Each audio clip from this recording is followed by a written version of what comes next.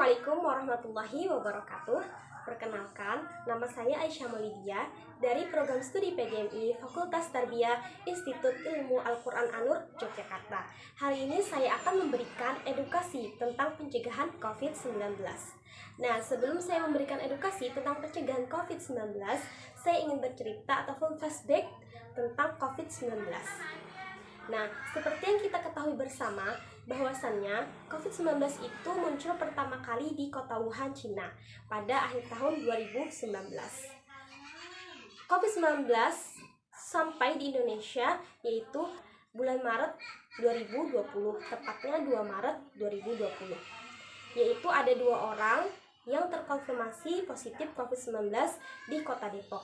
Nah, hal itu membuat dan juga mengejutkan bagi Indonesia sendiri karena tidak pernah menyangka bahwasannya COVID-19 itu sampai di Indonesia. Nah, terus selama berjalannya waktu COVID-19 itu semakin banyak dan semakin bertambah di Indonesia. Bahkan pernah menjadi yang terbanyak, salah satunya yaitu di Indonesia. Nah, dengan itu pemerintah banyak sekali melakukan penanganan seperti PPKM ataupun PSBB yang sudah dilakukan selama bertahap. Hal itu cukup membuat penurunan angka, namun hal itu juga banyak membuat kerugian bagi orang yang terdampak karena mereka harus bekerja dari rumah, belajar dari rumah, karena ada beberapa orang yang harus bekerja untuk menghidupi keluarganya itu di luar rumah. Namun itu semua dilakukan pemerintah untuk menurunkan angka COVID-19 itu sendiri. Maka dari itu kita harus mencegah penularan COVID-19. Pemerintah sudah memberikan peraturan dan juga protokol kesehatan yang sudah kita ketahui bersama, yaitu dengan menerapkan 5M. Yaitu yang pertama, memakai masker. Kemanapun kita keluar rumah, kita harus memakai masker. Kenapa sih kita harus memakai masker? Karena masker itu melindungi bagian mulut dan hidung, dan itu bagian yang sangat cepat jika ada virus ataupun kuman masuk, karena itu adalah bagian yang terbuka. Nah, kemanapun kita pergi, kita harus memakai masker, dan itu bukan hanya melindungi diri kita, tapi juga melindungi orang lain.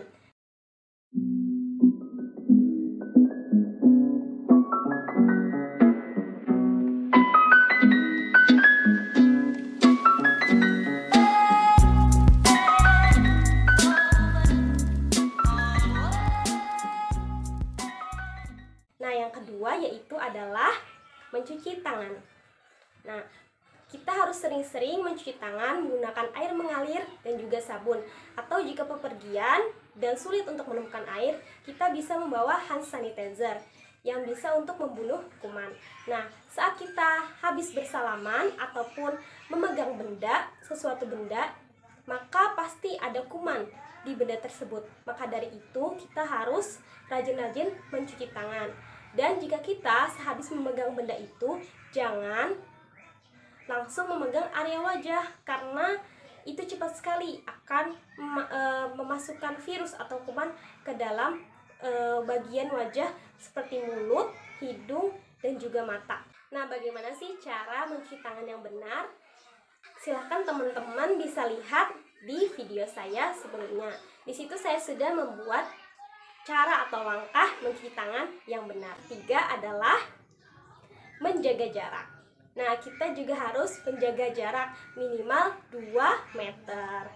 Karena kita tidak tahu orang itu membawa virus atau tidak, ataupun malah kita yang membawa virus. Maka dari itu, untuk mencegahnya kita harus menjaga jarak minimal 2 meter.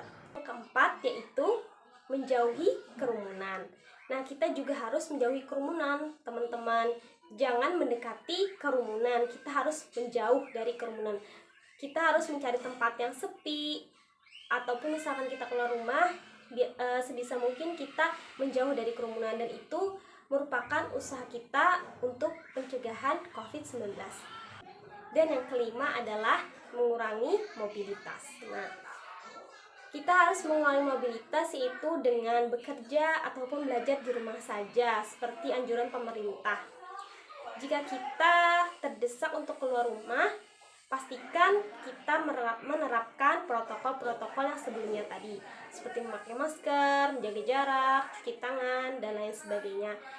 Karena itu akan melindungi diri kita sendiri. Nah, setelah keluar dari bepergian, usahakan juga pakaian yang kita pakai langsung kita cuci dan kita bersihkan. Sebelum masuk rumah, kita harus mencuci tangan, mencuci kaki, dan bersih-bersih agar kuman dan virus tidak ikut masuk ke dalam rumah. Nah, teman-teman, selain menerapkan protokol kesehatan 5M tadi, kita juga harus menjaga diri kita dari dalam, yaitu dengan mengkonsumsi vitamin, buah, sayuran, makan yang teratur, dan juga jangan lupa untuk berolahraga. Kita juga harus sering-sering berjemur di bawah matahari. Biasanya berjemur yang paling bagus itu antara jam 9 sampai jam 10 sesuai dengan wilayah masing-masing.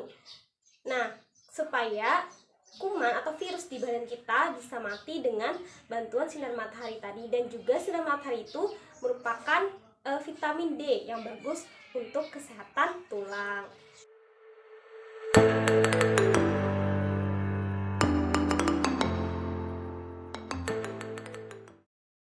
Pemerintah sekarang juga sudah menyediakan vaksin, yaitu ada beberapa vaksin yang sudah ada di Indonesia. Di antaranya ada Sinovac, ada Moderna, ada AstraZeneca, ada Pfizer, ada Sinopharm, dan juga ada Novavax.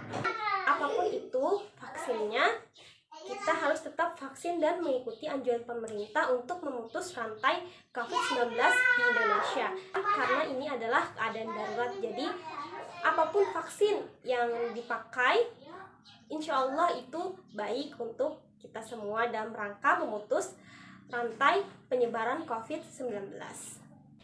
Dan yang terakhir adalah berdoa. Kita harus berdoa kepada Allah dan meminta kepada Allah agar diberikan kemudahan dalam menghadapi ujian ini. Seperti firman Allah di dalam surah Al-Baqarah ayat 45, A'udzubillahi minasyaitonirrajim. Bismillahirrahmanirrahim.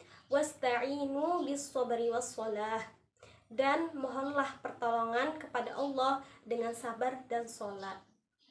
Dengan sabar dan sholat, kita memohon kepada Allah agar diberikan kemudahan. Dan setiap ujian pasti ada hikmahnya. Dan tugas kita adalah yaitu dengan berikhtiar dan bertawakal. Kita serahkan semuanya kepada Allah. Itu saja yang dapat saya sampaikan. Terima kasih saya ucapkan. Dan saya mohon maaf apabila terdapat kesalahan atas apa yang saya sampaikan tadi. Semoga apa yang saya sampaikan bisa diambil manfaat dan hikmahnya. Dan juga tetap semangat untuk teman-teman semua. Kita pasti bisa melewatinya bersama. Sekian. Wallahu muwaffiq ila aqwamit thoriq. Wassalamualaikum warahmatullahi wabarakatuh.